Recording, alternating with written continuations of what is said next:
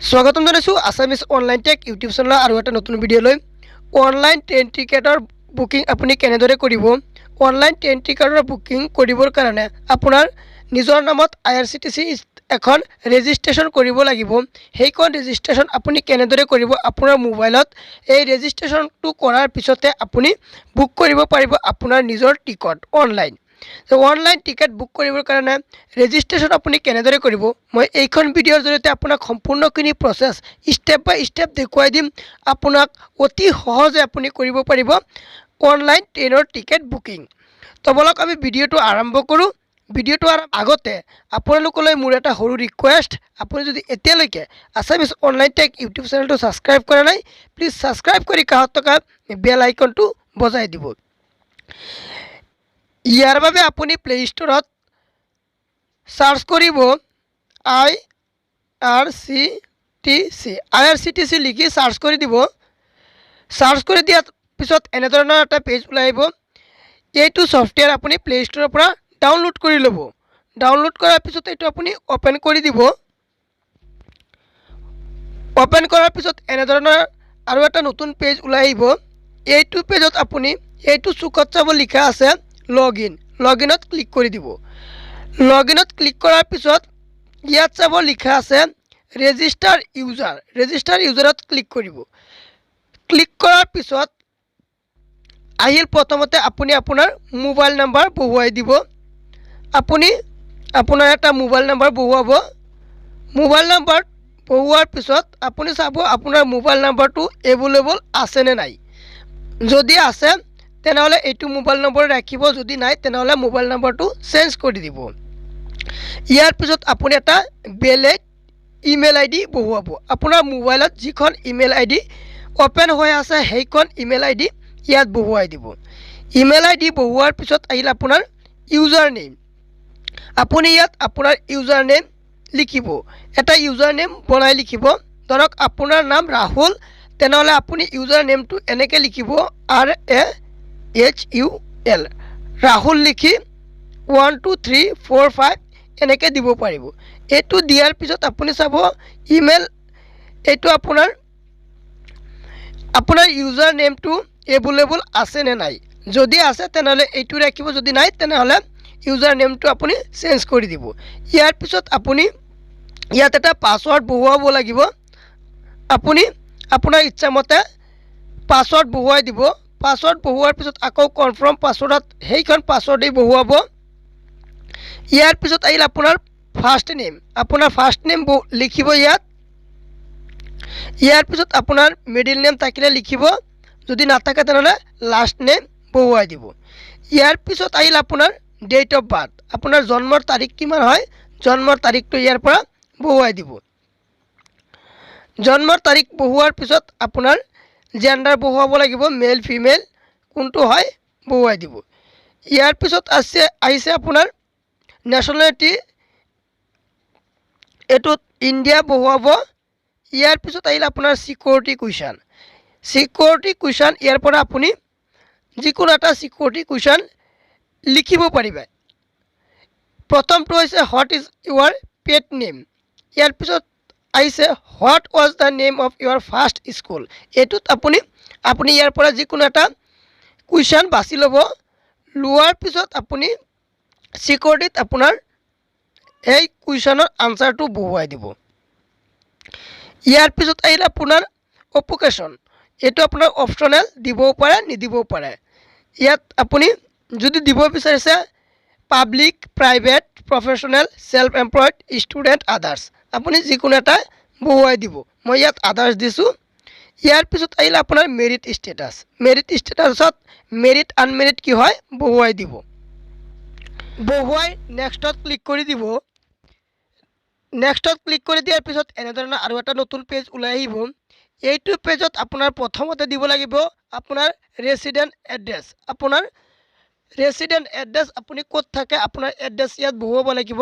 আপোনাৰ গাঁৱৰ নাম, পোষ্ট অফিচ, পিনক'ড সকলোখিনি ইয়াত বহুৱাব লাগিব।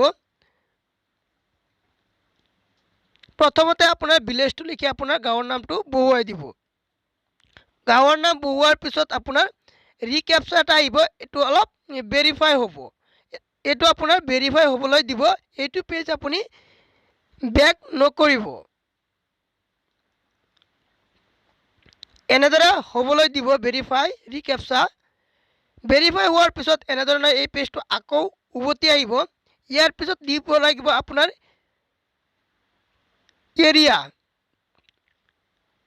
এৰিয়াটো আপোনাৰ অপশ্যনেল হয়। আপোনাৰ ষ্টেট ৰোড কোনটো হয় লিখি ল'ব। লোৱাৰ পিছত আহিল আপোনাৰ এৰিয়াটো অপশ্যনেল হয়, দিবও পাৰে নিদিবও পাৰে। ইয়াৰ পিছত আহিল আপোনাৰ নেশ্যনেলিটি ইণ্ডিয়া বহুৱাব। ইয়াৰ পিছত আপোনাৰ পিনক'ড বহুৱাই দিব। পিনক'ড বহুৱাৰ পিছত আপোনাৰ চিটি লিখিব লাগিব। আপোনাৰ চিটিটো বহুৱাই দিব। বহুৱাৰ পিছত আহিল আপোনাৰ পোষ্ট অফিচ। আপোনাৰ পোষ্ট অফিচ কোনখন হয়, আপোনাৰ পোষ্ট অফিচখন বহুৱাই দিব। বহুৱাই দিয়াৰ পিছত আপোনাৰ মোবাইল নম্বৰটো আকৌ ইয়াত বহুৱাই দিব। মোবাইল নম্বৰ বহুৱাই আপুনি ৰেজিষ্টাৰত ক্লিক কৰি দিব।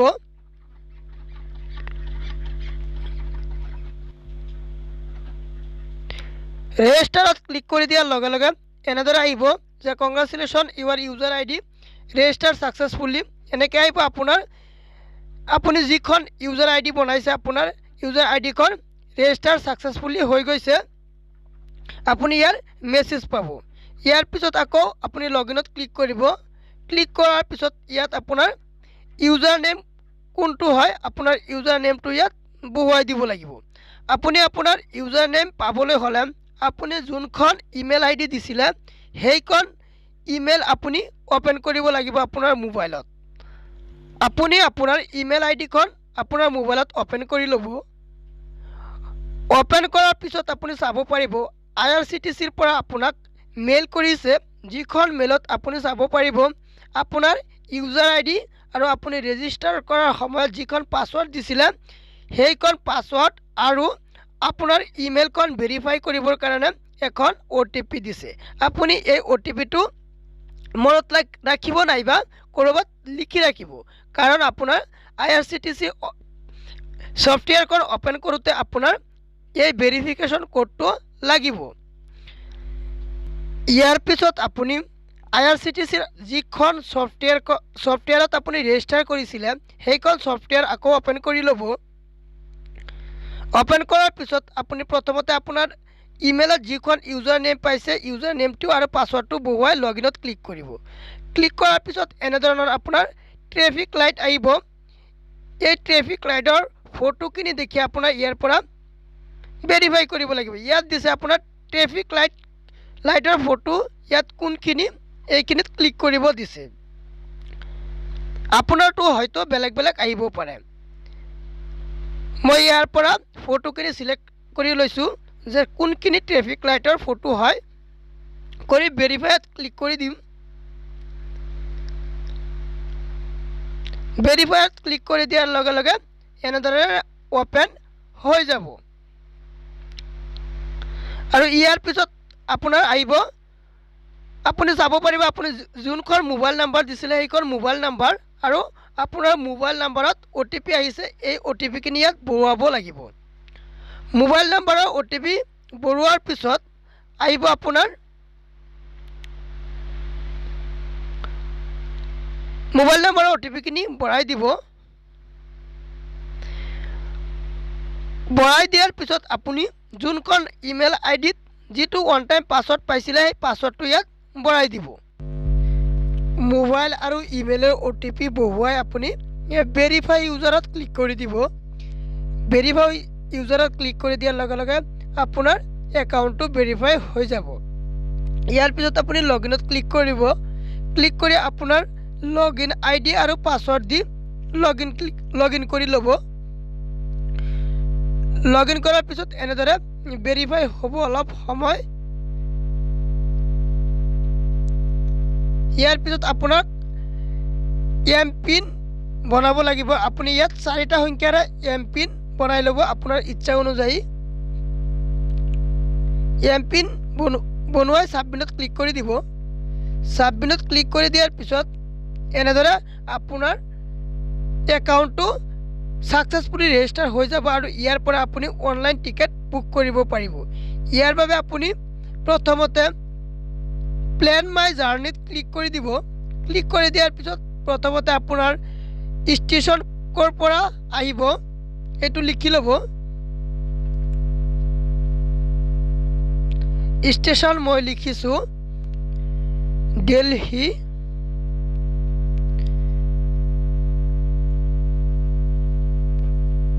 টু কোনখিনিত আহিব সেইটো লিখি ল'ব গুৱাহাটী। দিল্লী টু গুৱাহাটী মই লিখি লৈছোঁ। ইয়াৰ পিছত আপুনি কেই তাৰিখত আহিব তাৰিখটো ইয়াৰ পৰা চিলেক্ট কৰি ল'ব। তাৰিখ চিলেক্ট কৰাৰ পিছত চাৰ্জত ক্লিক কৰি দিব। চাৰ্জ ট্ৰেইনত ক্লিক কৰিব। ক্লিক কৰি দিয়াৰ পিছত এনেদৰে চাব পাৰিব আপোনাৰ কোনখিনি ট্ৰেইন কেতিয়া দিল্লীৰ পৰা গুৱাহাটী আহিব বা আপুনি য'ৰ পৰা আহিব খুজিছে সেইটো ট্ৰেইন কেতিয়া আহিব। আপুনি ট্ৰেইনত ক্লিক কৰাৰ পিছত ইয়াত চাব পাৰিব first, second and third AC এনেদৰে আহিব আৰু কেই তাৰিখত ট্ৰেইনবিলাক আছে, কেইটা টিকেট কনফাৰ্ম এভেইলেবল আছে, সম্পূৰ্ণখিনি ইয়াত আপুনি চাব পাৰিব।